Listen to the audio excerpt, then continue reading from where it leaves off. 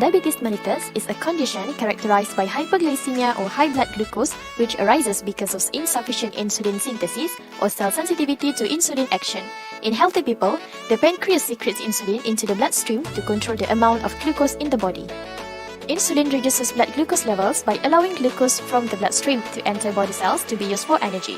However, for diabetic patients, the body is unable to make enough insulin, resulting in high blood sugar levels. Type 1 and Type 2 diabetes mellitus are the two most frequent kinds of diabetes. In Type 1 diabetes mellitus, insulin cannot be secreted naturally due to the destruction of pancreatic beta cells, and it usually develops in children. Meanwhile, in Type 2 diabetes mellitus, insulin secretion is delayed as the peripheral tissues are unable to respond to insulin, and it usually develops in adults and becoming more frequent with aging.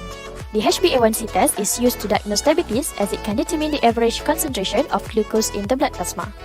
The formation of HbA1c occurs when the glucose combines with the hemoglobin in red blood cells to form glycated hemoglobin. The HbA1c test is important to diagnose diabetes, to aid in treatment decisions after a person's diabetes has been monitored, and to help identify those at an increased risk of developing diabetes. Clinicians can get an overall view of a patient's average blood sugar levels over weeks or months by assessing HbA1c. Furthermore, for diabetic patients, the HbA1c test is significant since the higher the HbA1c, the greater the chance of developing diabetes-related complications. HbA1c can be measured through the separation method by using HPLC, capillary electrophoresis, and immunoassay, while enzymatic assay is used in the chemical method. HPLC is a technique in analytical chemistry that is used to separate, identify, and quantify each component in a mixture. This technique is a reference method developed by the International Federation of Clinical Chemists. There are two types of HPLC, which is ion exchange chromatography and affinity chromatography. Ion exchange chromatography or cation exchange HPLC are gold standard methods to measure HbA1c. This method will separate hemoglobin molecules based on charge differences. Red blood cells are lysed, pass through, and interact with the negatively charged resin packed in a column. Hemoglobin molecules are eluted from the column at different times following exposure to the buffer of increasing ionic strength depending on their charge.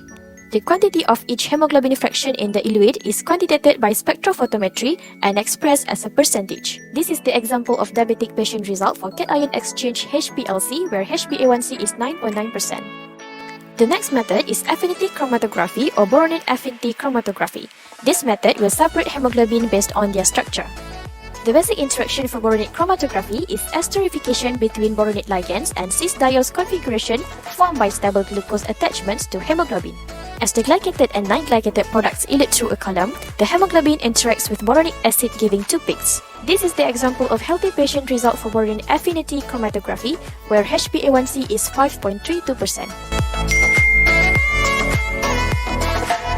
In HbA1c test, the whole blood EDTA is used as the specimen. The specimen volume should be between 2 to 3 ml. The specimen must be sent in the original tube and do not aliquot. Whole blood EDTA can only remain stable for 24 hours in ambient temperature, but the stability will increase up to 7 days if it is being refrigerated or frozen.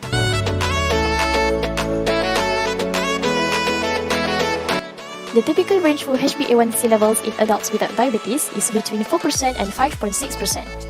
HbA1c readings between 5.7 and 6.4%, on the other hand, suggest prediabetes and an increased risk of developing diabetes. However, diabetes can be diagnosed in those who have HbA1c values of 6.5% or higher. HbA1c is not only a solid indicator of chronic hyperglycemia, but it also has a strong link to the risk of long-term diabetic complications. Diabetes-related complications are directly proportional to the levels of HbA1c. It is important to know the most recent HbA1c level. If the result is higher than normal, the chances of developing diabetic complications are increased. Therefore, for persons with diabetes, the desired A1c level is usually less than 7% because the increase in the HbA1c levels also increases the risk of such complications like neuropathy, nephropathy, retinopathy, ketoacidosis, cardiac, and respiratory complications. Glycated hemoglobin is an important glycemic control biomarker in diabetes mellitus, and it is used to make significant diagnostic and treatment decisions. However, there are few factors where the HbA1c level does not accurately reflect a patient's glycemic condition. HbA1c estimation may be affected by a variety of genetic, hematologic, and disease-related factors. The important factors affecting HbA1c levels are erythropoiesis, altered hemoglobin, glycation, erythrocyte destruction, and phase interference. No fasting necessary is one of the advantages of HbA1c test. Some individuals do not abstain from food in the 8 hours before testing. This will affect fasting plasma glucose result. HbA1c test is not influenced by insufficient fasting. Therefore, HbA1c can be measured anytime regardless of whether you are fasting or not. HbA1c test also not affected by acute factors such as stress, diet, exercise, or smoking. Acute stress can increase endogenous glucose production while impairing glucose utilization. Exercise can decrease glucose levels, while smoking or taking certain medications can adversely affect fasting glucose. HbA1c can detect individuals' susceptibility to protein glycation and predict the development of complications. A1c assessment might provide not only information on chronic hyperglycemia but also a measure of whole body susceptibility of protein glycation and risk of diabetes complications. Cost of the assay.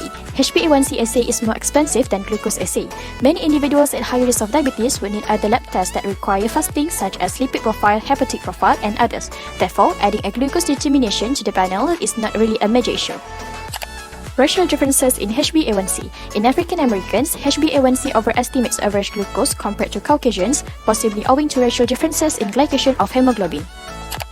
Drugs and some conditions can falsely increase or decrease HbA1c. Some types of anemia can falsely increase HbA1c and others can falsely reduce it. Several medications and substances have also been reported to falsely elevate HbA1c levels. For example, chronic ingestion of alcohol, aspirin, or opiate use. Other conditions include genetic diseases affecting hemoglobin that can make HbA1c levels unreliable. Normal reference values of HbA1c cannot be used in pregnant women. Pregnancy appears to lower HbA1c levels. These lower HbA1c concentrations found in pregnancy might be related to the decrease in plasma glucose values and to the shortened erythrocyte lifespan that occur during pregnancy.